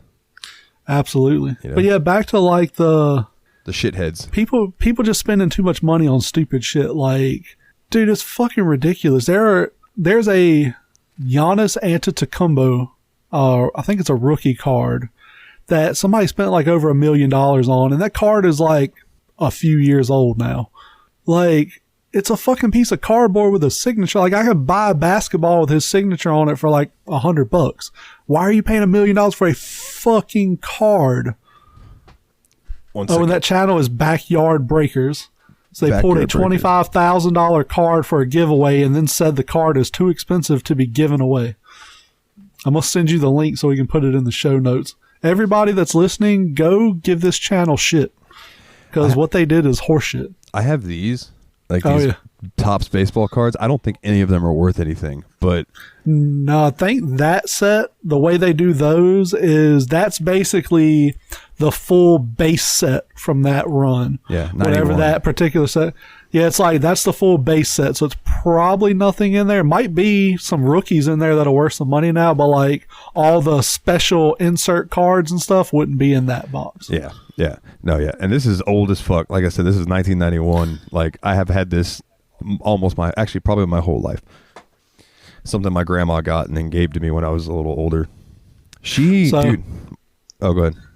So the follow-up on that Backyard Breakers, it says the TLDR was they were giving away the contents of the box to the viewers, pulled a card worth $25,000, said they would give away something else in return. After Backlash, said they would donate $20,000 to charity instead, which I still don't think they did that either. Says, but now they're giving the card away out of all the hate they got. Dude, even if you go back now and give them the card, no, the fucking damage is done. Don't do it now because you're losing viewers or you're losing money. Like, you're a piece of shit. There's no way to save that right now. Not only that, I mean, no offense to charity or anything, but like, cool that you guys are going to donate to charity to save face, but that doesn't fucking help the guy you fucked over at all. Yeah, no, not at all. Like, here you go. I'll show you the reminder of the douchebag with his half-cut T-shirt that guy. And his fucking, like, blonde carrot top hair. Oh, God. Yeah, him in particular. Him in particular, he looked like a fucking piece of shit. And he proved that he was a fucking piece of shit real quick. Like, and I don't want this to come off wrong because I know some jocks who are good people, but, like, they were just your stereotypical loud fucking sport fan douchebags. It's like absolutely the vibe that I got from them. Because, dude, if I could only, I don't even want to impersonate it. Like, because just there's so much shouting. I don't understand. Oh yeah. I was having this conversation with Nate and Willie about people who stream video games. It's like one of the reasons that I like Markiplier is he does some stuff, but not often. Whereas you have people like PewDiePie and people like that who just fucking yell the whole time. And I'm like, why? Yeah, I hate those people that are like, welcome to my Twitch stream. Like, no, like, calm the fuck down. Like, that's why I love watching Nate play. Nate is pretty relaxed. You know, he laughs, he gets energetic, he gets pissed off when he can't set a personal best on Blue Marlin, which I'm pulling for him, dude. I want him to get that sub 10. Yeah, for sure. But yeah, I can't stand watching. Like, if I turn on a YouTube video and somebody's screaming into the camera, I'm like, yep, close this, something else. Yeah. Like, I don't know if it's because I'm old and crotchety or what, but I just can't deal with that shit. It probably is because we're getting to be old men. Yeah, that we're just like, probably don't yell at me, Sonny. And Pat Contry has a podcast called Completely Unnecessary Podcast. I listen to it every week. Great show. You should check it out if you like video game stuff. He was talking about YouTube. He said, now, you have the old schoolers like him who started when YouTube was new, and they did YouTube because it was something they enjoyed doing. They weren't doing it as a career. Whereas now you have these people on YouTube and Twitch and TikTok and whatever that they're trying to make a career out of it, and they're chasing trends. So they're being loud, obnoxious, whatever they think kids want to watch, because kids are the ones sitting there watching this shit all day. And they're basically selling their souls for likes and subscribes. And that's the ones that I just really can't stand watching because they're usually the most annoying people on any given content streaming service. Dude, I can relate to that because when I first started on YouTube, I think my first video ended up in like 2008 or 2009. So it was like right in the beginning. And I've always just over the years been putting up vocal covers and stuff on there, right? And it's funny that like if you go back to my older videos, they have a lot more views than stuff I release now. And it's because back then it was a lake, whereas now it's a fucking 7 oceans big. You know what I'm saying? Oh, yeah. But like I never did the whole make sure everything's pretty and pristine. Like even the thing I sent you the other day where you were like, oh, well, it looks like your vocals are off a little bit. I'm like, oh, that's because I recorded the vocals and then just faked me singing it for a video, so it's not gonna be completely the same. I was like, but like, which, like I said, that could have been my phone streaming it through a browser too. That's a possibility, but it's just to me, yeah, it's just I do it for fun. You know what I mean? Like I do it because I enjoy it, and I'll give up on something if it's too much effort for not enough return. Like putting the Steam Machine episodes up on YouTube, they'd get like 2 to 4 views maybe. So I was just like, okay, so people aren't really digging this, so I'm not gonna keep doing it. But that's because they're like, I wasn't like, uploading those wasn't fun. Like, doing the episodes is fun, talking with the boys is fun, uploading it to Anchor and all that stuff is easy.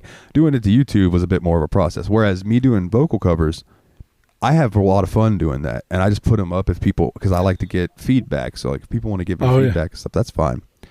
I am not trying to make a career out of that. If anything, I want to make a career talking, like we're doing right now. Oh yeah, you know, just chatting. But I know that there's no hope in a YouTube career. You know, anything I do on YouTube is mostly because that's just fun. And do most of the people I know or that I see on Twitter and stuff that are making a career out of streaming or YouTube channels, they're fucking miserable because it's a 24/7 job. You can't take a break because if you take a week off, people are going to go find something else to watch, and then they're not going to come back to you. It'll fuck with your algorithms and all of that. Yeah. So many people I know are talking about how depressed they are. Their lives are miserable. You know, they can't stand doing this anymore, but it's what they do for a living, so they can't stop it at this point. And like, yeah, a lot of people think, oh, I just want to make YouTube videos, be rich and famous. It's like, it's a full-time job. It's beyond a full-time job. And I assume that like a lot of the channels that I watch, like those people probably have normal jobs and then just do YouTube on the side. You know what I mean? Other than like outside Xbox and PlayStation Access, but that's because they actually work for those companies, and that's, you know, they do the videos for that. So that's a little different. And I feel like that kind of stuff falls more under like journalism than content creation. Yeah, absolutely. Like I love Jess McDonald on What Culture Gaming. Yeah, What Culture's nice. Jess and Jules, I love those two on What Culture. So I'll watch videos that they put out because I like the way they cover the things they're covering. I've heard Andy from Outside Xbox throw shade at What Culture before in a joking way, where he was just like, yeah, told you this list is going to get dark. You want something a little more lighthearted? Why don't you go watch What Culture? Or something like that. Oh, yeah. It just always cracks me. Yeah, but yeah, all of those, I think even PC Gamer has some stuff up. You know, unfortunately, the PC Gamers videos tend to be like 3 to 5 minutes long for the ones that I want to watch. And I'm like, God damn, this is not long enough for me to get the content that I want. You know, my sweet spot is like 20 minutes to 2 hours. Anything over 2 hours, I know is going to take me more than one day to watch unless I'm really, really into that channel and just watch it all day in the background. But when you get shorter than 20 minutes, I start being like, well, are you going to be able to tell me everything I need to know? You know, and it depends on the type of video too, by the way. See, I'm the opposite. Like, if it hits the 30-minute mark, it has to be something I really enjoy watching, or I'm just like, I don't want to sit here for 30 minutes watching this. Like, I watch a guy named Tiamadut.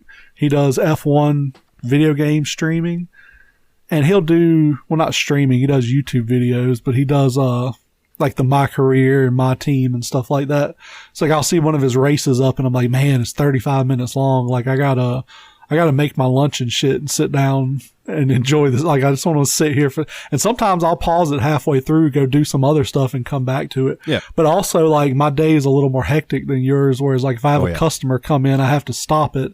So if I can get a good like 10-minute video, I'm like, all right, I can probably finish this before a customer comes in. Yeah, see, for me, mostly the interruptions are like my mom coming in and being like, let's smoke a bowl. All right. Yeah. And then even then, like I'll leave the video playing. So my mom's like been watching the Outside Xbox D&D stuff, and she's starting to know who the characters are and stuff. It's really funny. I'm like, oh yeah, you got that right. Yeah, that is Dob. Congratulations. My mom has asked me a few times to help her figure out how to listen to this show.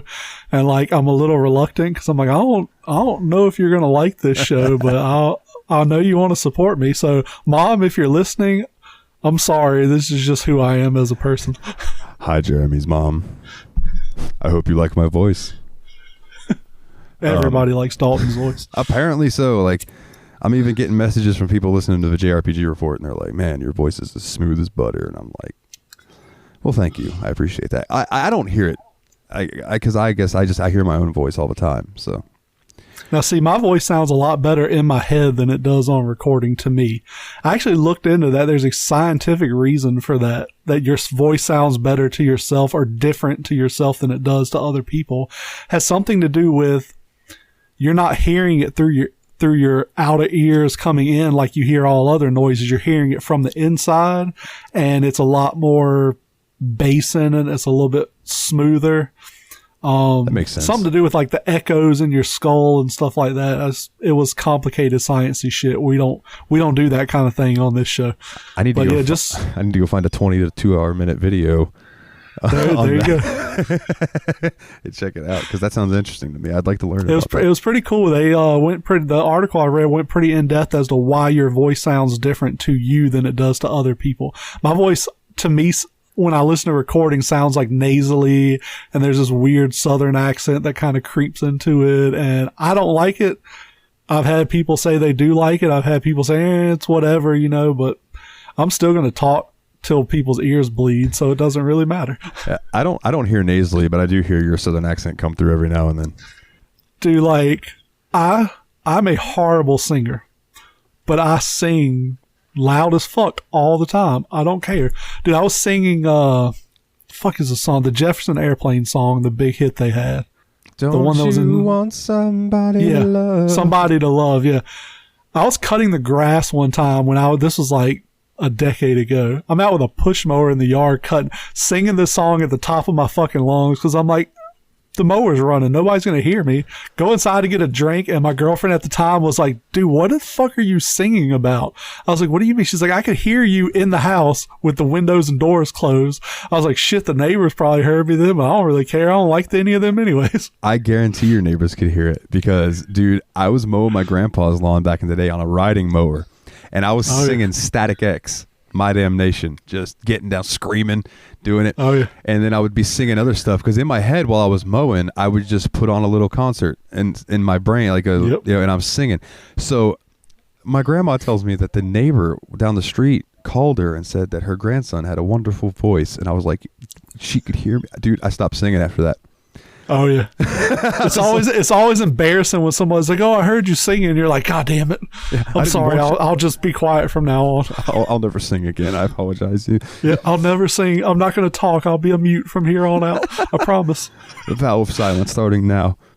Now I'm 36 and I don't give a fuck. Do you remember when I was in my 20s, I was like, go to the beach. I was like, I don't want to take my shirt off. I got some man titties going on. Now, dude, I'm 36. I got a 7-year-old kid running around the beach with me. I will put a goddamn Speedo on. I don't care anymore. None of these people at this beach know me. None of them are going to be impressed by me anyways. I'm just going with it. I always had a weird thing about taking my shirt off and stuff, because I've always been a really big dude. And it took a few girlfriends always making me lay around without my shirt on just to make me feel better about it, I guess. Self-esteem wise. And then one day my friend just goes, Dalton, bro, you're a big dude. He goes, but you've pulled more trim than any other big dude that I know around here. So maybe it doesn't fucking matter if you're fat. And I went, word. So yeah, I just kind of I was like 26 or 7 at the time, and I was just like, yeah, word, whatever. So yeah, I've just stopped giving a fuck. I have titties and I have stretch marks, dude. If you can't deal with that, sorry. Oh yeah, same here. And my thing I will say there's one caveat. I will wear a shirt, usually like a wife beater or whatever it's called now, in natural bodies of water that have fish in them. The reason being, I was at a lake one time swimming with my friends, and I'm like, oh, take my shirt off. I'm fine, Get in the water, and I've got this it's what's the word? Benign, but it's a big ass mole on my lower back. It sticks out like this, like it's big. Get in the fucking water and I feel something. I'm like, what the fuck is that? And it happens 2 or 3 times. I get out of the water, go in the bathroom. That mole is fucking bleeding because apparently the fish in the lake were fucking biting at it like it was fucking something to eat. Man. And I was like, yeah, I'm going to be wearing a shirt in fucking natural water from now on. Dude, I have one of those moles, but unfortunately mine is right next to my nutsack.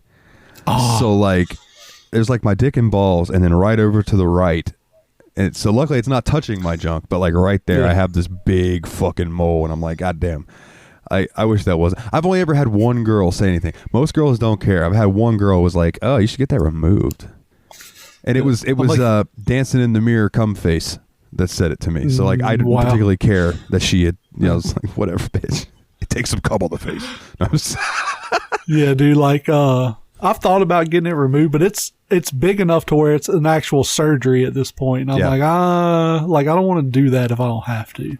Brother, I feel you. Especially, I'm like, please, this has to be surgery, be careful with your scalpel. Do not nick my dick, please. Just you like wake up from surgery and look, and like your mole is still there, and you've got a dick and one ball. And they're like, oh, we accidentally removed the wrong thing. Oh God, sorry, you're now a eunuch. Yeah, we cut your dick and balls off by mistake. Like, thanks. As you're falling asleep on the table, the doctor's like, it's okay, David, it's just a small surgery, everything will be fine. You're like, my name's Dalton. He's like, oh, I know, my name's David. And you're just like, oh God, pass out. Yeah, as you're fading, you're like, all right, now which one are we removing? They're both about the same size. Not the mushroom. As you're falling asleep, he's like, oh, this is a pretty impressive dick. I don't know why he wants to remove it, but okay. You're like, no, doc, no. No. Oh my goodness. Well, let's move on from that to some community questions, sir. Oh yes. So 2 of these kind of link up, so I'm going to link them together. First off, we have Tommy, and he wants to know, Darth Vader or Darth Helmet? I'm going to go with Dark Helmet for the simple fact he has a quote. So, Lone Star, now you see that evil will always triumph because good is dumb. And that's a life motto if I've ever heard of one. Dude, I have to go Dark Helmet as well because Spaceballs is just like a keystone of my humor growing up. Like, that movie was amazing. And that's one I would love to see reboot as an actual series. I think they could do so much with that. Yeah. Now, they kind of caught lightning in the bottle because you had Rick Moranis, you had John Candy. You know, they're going to be hard to replace. Yeah. Rick Moranis is kind of getting back into acting. Maybe they could convince him to come back and do that role, but I don't know. I don't know what his thoughts on that process are now. I know they did a Spaceballs animated series for a while, but I haven't seen it. Yeah, I haven't seen it either.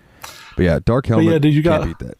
Yep, you got what was it was like Barf, I think, John Candy's character. Yeah, Barf. Yeah, and instead of Chewie, it was Barf. You had Pizza the Hut.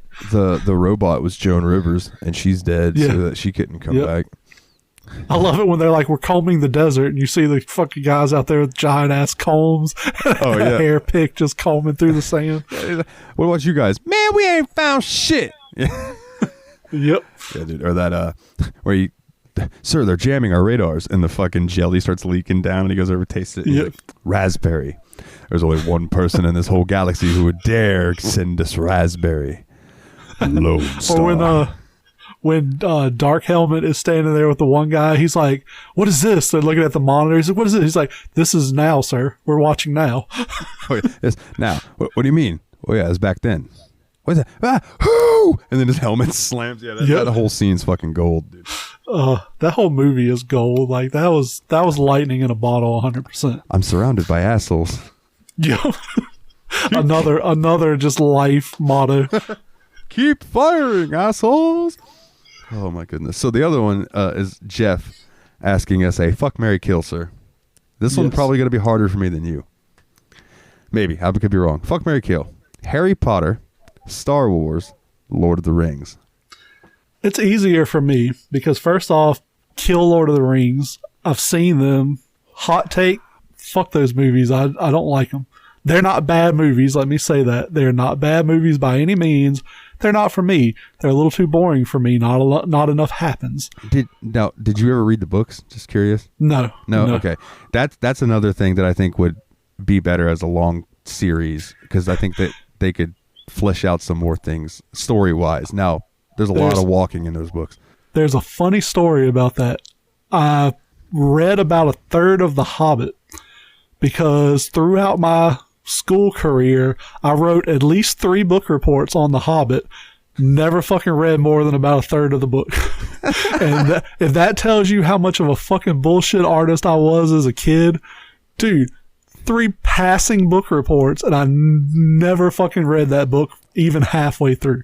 Tremendous. I don't know how. I don't think the teachers had read it either, and they didn't really know, so I just kind of made some shit up, and it sounded convincing. Dude, I was that kid in school. I would copy my friends' homework half-ass it and get a better grade on it than he did. Like, it's fucking hilarious how my school career, I was smart, but I was lazy. I didn't like doing shit, but I was able to like con my way through it. Dude, I took English. I went to high school for automotive mechanics. You had to take like a basic English, a basic math class. Math class, you got to take a test at the start of the class. If you pass that test, you didn't have to take the class. You just got the credit automatically. Pass that test because I was always great at math. So I went to English class. I didn't do shit in that class, dude. I did maybe like a third of the work. So at the end of the year, I'm failing.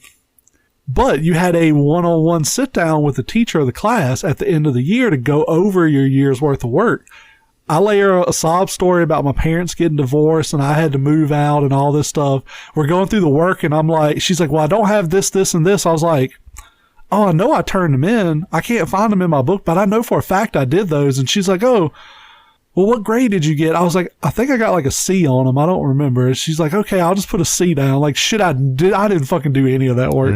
But like, I was convincing enough that I got a fucking B in that class and passed. Like, dude, Jesus Christ. Like, I should be a fucking politician, but like, one of my best friends, Austin, we have this pact that if either of us runs for office, the other one's selling the secrets to TMZ and becoming a millionaire. Because, dude, I got skeletons in my closet that ain't letting me become president of the United States for sure. Oh my goodness. Okay, so but yeah, so fuck, marry, kill Lord of the Rings. I'd probably marry Star Wars because I feel like Disney's going to take better care of me. And yeah, bend over Daniel Radcliffe because I feel like he probably has a soft butt. Like, Daniel Radcliffe probably has a very soft, supple butt. I love all the actors in that entire movie you could have went with. You're like, Daniel Radcliffe. Yeah, definitely. Yeah, Daniel. Well, he's Harry Potter, so that's if I'm gonna fuck Harry Potter, I'm gonna fuck Harry Potter. Sounds like a rap lyric. If I'm gonna fuck Harry Potter, I'm gonna fuck Harry. Hey, I mean, I can be your ghostwriter. All right, so I think I'm gonna marry Harry Potter because I love that world. You feel how you want about the author, but the world is fantastic. Like, the magical world is just super cool. I will say fuck her too. But yeah, I agree. But we've had the conversation about all of that. Now that the thing with Star Wars and Lord of the Rings, okay, so I used to always give my buddy Dustin shit because I would say that Lord of the Rings is better than Star Wars all the ways. But I think I would have to fuck Lord of the Rings and kill Star Wars, and I know that's like super controversial. But just remember, there's only one return, and it ain't of the king, it's of the Jedi. Fucking Star Wars nerd. And then he straight bricked in Frodo's mouth. You mother. Oh god, that's such a funny fucking. God, I love Clerks 2 so much. Clerks 2 is amazing. All right, if money was no option, what kind of birthday party would you throw yourself? And that comes from Santos. So for me personally, I'm an introvert. I don't really like people that much.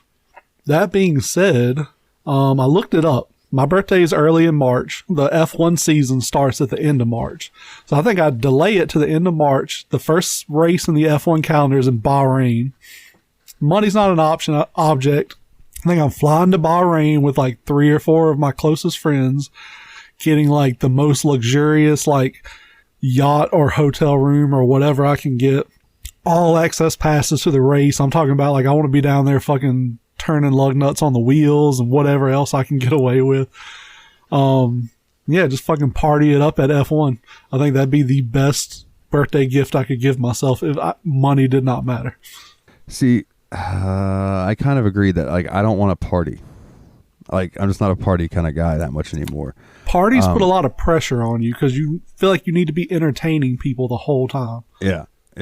But if it was my birthday and money was not an option, or if we just had all the money we could, I would probably fly in Courtney from Ohio, and then I would take her and we would probably spend a week or a weekend or whatever in Orlando. Like, I'd take her to like Universal, Disney, WonderWorks, like all the cool, the Ripley's, believe it or not, all the cool shit down there. Or me and her go over to Europe. I think that would be really fun. I was going to say, I think it's funny that you're like, money doesn't matter. You could go to Australia. You could go to the moon. You're like, no, we're going to drive an hour over to Orlando. Yeah, well, it's like 3 hours, but still, yeah. So we're going to stay in the Howard Johnson. I'm just like, I don't know if she's ever been there, and I would think that would be a cool experience for somebody who, like, being with someone who's never been. She's probably never been to Sydney, Australia either. That'd be a lot cooler. Well, I mean, yeah, but fuck, I like theme parks, motherfucker. It's my birthday, goddamn it. We'll do what I want. They have Disney in Australia. I'll cry, dude. Okay, you know goddamn well that the Disney in Orlando is the best fucking Disney there is. Like, it's the biggest. I don't know. I've never been to any Disney park. I've heard. Well, I know for a fact from people that I've heard talk about this that the park in Paris is real small compared to the one in Orlando. So, well, that's because French people hate us. So, like, that was a minor concession they made because we helped them in the war or some shit. Although I would really enjoy, like, if I knew the language, I would love to take her to Japan, and like, because I like Japan Disney's. I heard it's pretty cool, and then like just being in Japan would be sweet. You know, all the but anime. dude, Australian Disney, fucking Mickey Mouse has an Australian accent. Yeah, that's and there's true. like a 30% chance you'll get bit by some super venomous snake and die right on the spot. But can you imagine the Disney themed sushi? Oh, you don't like sushi. I don't eat sushi. Okay. So. Well, I can imagine the Disney themed sushi, and it in my brain looks and smells and tastes delicious. So why don't your birthday party you go visit every Disney park in the world? There you go. If money doesn't matter, there you go. There you go. We'll just go to all the Disneys. Although I would like to stop in Universal too. They got some sick roller coasters there. Oh yeah. Dude, like, even as a kid, I did not like parties. Like, I had birthday parties, but my social battery ran out about halfway through. And I remember, like, getting in fights with my friends at my birthday party because I'm like, y'all gotta get the fuck out of my house. You're bugging the shit out of me. Yeah. Like, I just want to eat my cake, open my presents, and be left alone. Like I've said, like, my house was like the go-to place after high school. But, like, I was always so ready when everyone left and it was just me, Dustin, and Paul. Yep. And we could all just relax and chill and do nothing but play video games, smoke pot. So, yeah, we'll have to invite Santos to our parties, too. Oh, yeah, absolutely. Absolutely, dude. He can bring that little bit of wasteland with him. Oh, yeah. All right, so we got another fuck, marry, kill from Jeff. This one's easy for me. Ice cream, sherbet, gelato. Kill gelato. I'm not a huge fan of it. The other two are a little trickier, though, because I love lime and raspberry sherbet, which is weird for somebody who's such a picky eater, but like those are my go-to ice cream. So I'd say probably marry those because I think that'd be a cool 3-way relationship. And then I guess, stick my dick in some ice cream. Fuck some ice cream. All right. I'm going to marry gelato. I'm going to fuck sherbet. And I'm going to kill ice cream. Because to me, gelato is ice cream, but better. Like, that's just I'm not a huge fan of it. But like I said, it could be my eating shit too. It could be that it's not what I normally eat. So my brain's just like, this is not good because it's not in your wheelhouse. Let's see. We got one from Cody. Old Matt Riddle himself. What is your go-to movie that you could watch 100 times without it getting old? I have a few. So I'll say I was trying to think of something because I don't really have a lot that I could just watch end to end and not get bored with it. Pulp Fiction would probably be one of them. Pulp Fiction is an absolute masterpiece of a movie. That'd probably be my answer. It'd be Pulp Fiction. All right, so I have a few, and they're almost all comedy movies, right? Spaceballs is one of them. Okay, Tenacious D and the Pick of Destiny. Great movie. Anything by Kevin Smith. Just anything by Kevin Smith.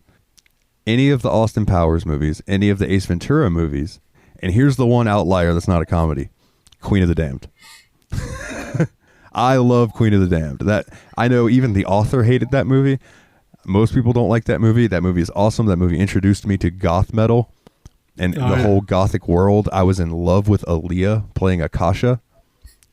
Like, R.I.P. Aaliyah. I love Queen of the Damned. I can recite the opening line to that movie is, there comes a time for every vampire where the idea of eternity becomes momentarily unbearable.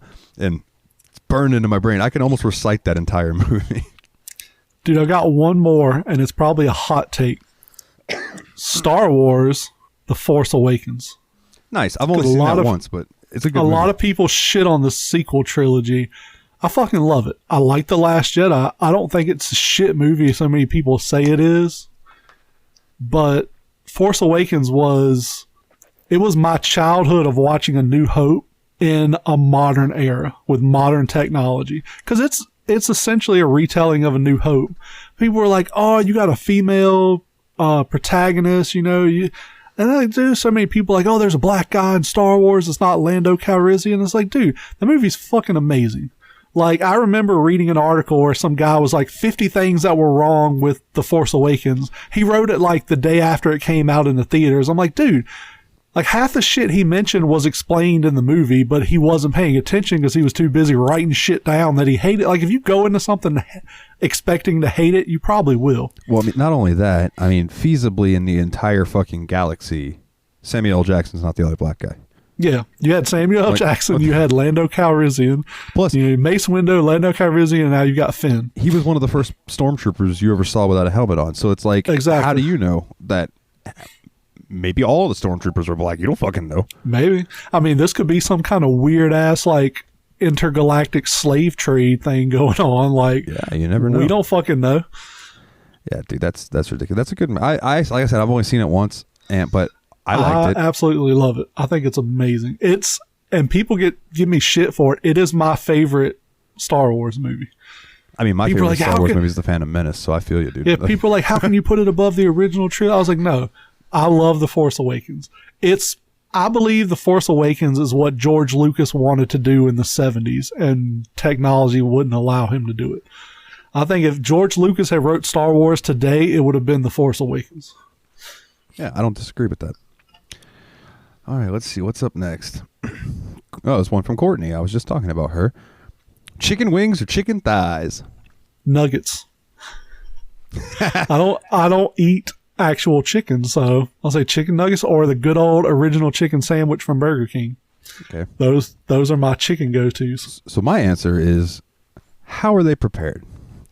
Because if we're talking with some buffalo sauce and stuff, I'm going wings. If we're talking chicken and rice or anything like that, I'm going thighs because they got more flavor. That dark meat, you get that flavor in your rice and stuff. It's a lot better. A lot of people are like, oh no, do chicken breast with your stuff. And I'm like, why? I mean, chicken breast is good, but it doesn't have that fucking flavor that thighs do. That really just adds to a dish. So I mean, a nice thick thigh is a good thing universally. Yep, 100%. So if I had to choose one or the other, I'm going to go chicken thighs because I can do more with them and I can eat nuggets instead of wings. Yeah, so. Oh, yeah. But yeah, chicken thighs for sure. So this one, this is a reference that I do not understand, but I'm going to say it anyway. Have you ever left a country gate slightly ajar? And that is from Mike. Yeah, I don't know what he meant by that either. I know he and his wife have been visiting the countryside, so maybe he's feeling guilty about leaving a gate slightly ajar. Maybe somebody's cow got out and got hit by traffic or something. He feels bad about it. I mean, I've left gates open for sure. Oh yeah, definitely. And if this like is you grow up in the South, you leave gates open. It's just what you do. And if this is innuendo for like going out with your zipper down, then yes, I've also done that. Oh, for sure. I will say because Mike is British, and it made me think of a story about when I was in Dublin. I met a cow at a farm. I named him Cowlin Farrell. Oh my God. Yeah, but I couldn't open his gate. I wasn't allowed to do that. I probably would have. Did I tell you the rhino story in Dublin? No, I don't believe so. So I went to the Dublin Zoo with my now ex-wife. We go to the zoo, and their zoo is fucking insane compared to here as far as the lack of stupid American safety restraints, right? So we walk up to the rhino pit. The rhino pit is about 6 or 8 feet in the ground. Like their area, it's huge, but it's down. Yeah. And then there's like, in the country, you see like the fence where there's like 2 posts like this, and then there's like 2 landscape timbers going across. Yeah. That's the fence. Like that's the fence. That's the fence they had between the people and the rhinoceroses. That was it. And I told my wife, I was like, dude, I could jump that fence. There was 2 rhinos just sleeping right there next to where we were standing. I was like, I could jump that fence, jump in the pit, and ride that rhino all the way to the spot where he throws me off and tramples me and I get killed. I was like, do you think my life insurance would pay if I die that way? And she was like, No, probably not. So I don't think you get in heaven if you die that way. I was like, yeah, probably not. But I'm like, yeah, how cool would it be? You'd be like, how'd your husband die? You'd be like, his dumb ass got trampled by some rhinos. They were like, what? Were you in Africa? Like, no, we were in Ireland. Like he jumped in their enclosure and they fucking yeeted his ass. It'd be Harambe all over again. Oh, for sure. Dick's I don't know. I feel like over there they probably wouldn't kill the rhinos. They'd be like, fuck that motherfucker. We'll wait till the rhinos go to sleep. We'll drag his corpse out. Oh my God. Dick's out for Harambe. Absolutely. And then our final question of the week is from Kana. She wants to know, what's your favorite munchie food? I feel like there's a few. So like for snack cakes, it'd probably be the Swiss cake rolls or oatmeal cream pies. Yes, bitch. But they can't be the small regular ones. They have to be the quote big size. You know, you get the boxes like the big size and they're bigger. Yeah. Gotta be that. Can't be those piddly ass little regular ones. For like salty or crunchy snacks, Utz, Ripples or Ruffles or whatever they call them, the sour cream and onion, Ruffles, Utz chips are fucking amazing. I could eat a whole family size bag of them if I felt like it. Oh yeah, I think for sweets, I really do like those frozen Swiss rolls. Those are fucking good. Oh yeah. I'm glad I turned you on to that because that's a game changer. Yeah, like for sure. like the second part of your life began when you took that first bite. Absolutely. But for sweets, I think I'm gonna go just glazed donuts. Like I love a glazed donut, yeah. Just a regular ass glazed donut. Salty, I do like Utz, so I'll go with Utz as the brand. Salt and vinegar chips. Salt and vinegar is fucking great.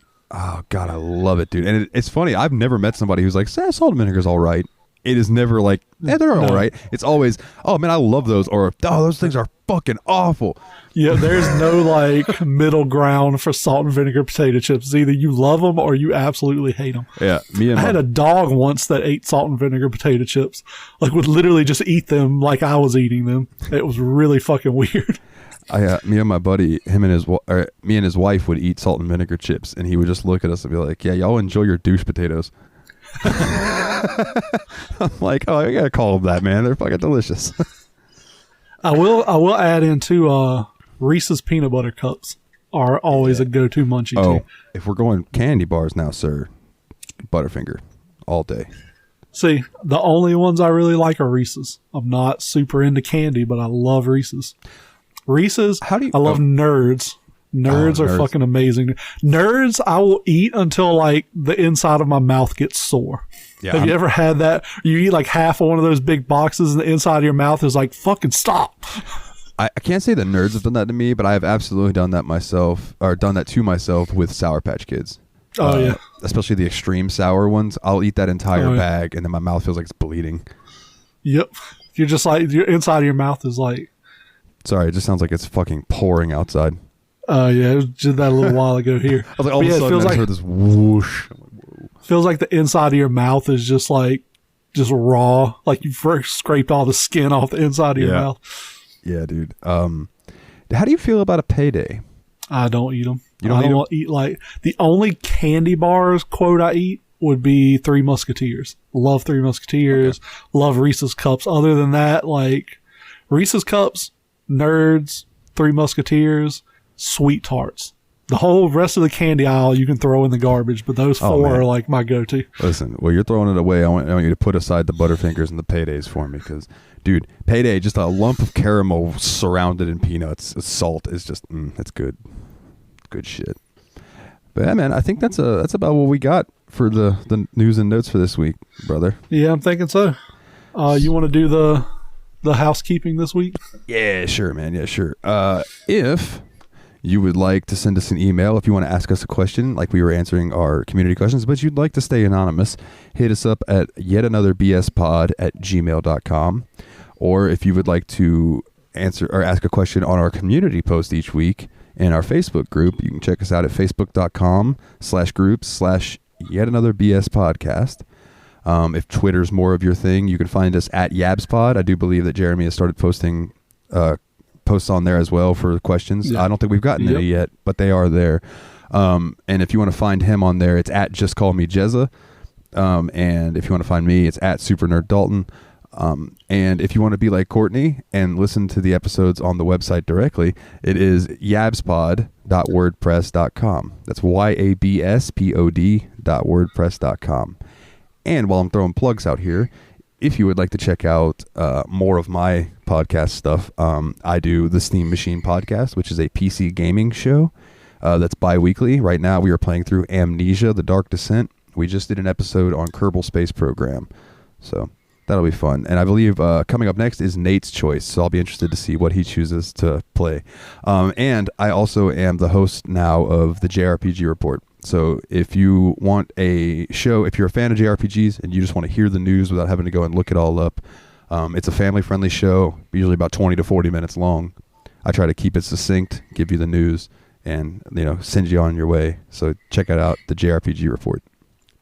And that's about it. I want to give a shout for Nate, too. I've been watching his Twitch streams lately. They're pretty fun retro NES streams. I turned him on to Dragon Spirit today, which is one of my favorite NES games. He also loved it as much as I did. Hell yeah. I'm really looking forward to seeing him do an episode of just Dragon Spirit and see if he can beat it, because that is a fucking brutally difficult game. So yeah, he's on Twitch at Turtle Bear Man. Yep. Yeah, and you can also find check him out on you can find him on Twitter and TikTok at the same handle, at Turtle Bear Man. Oh yeah, he's a good dude, man. He's a good dude. He's one of my co-hosts on the Steam Machine podcast. Oh yeah, yeah. He's a good guy. Yeah. You got anything else? I think that about does it, my brother. So I guess for this episode of YABSPOD, he's Jeremy. I'm Dalton, and as always, guys, take it easy. Give your balls a tug, tit fucker. Fuck you, Shoresy!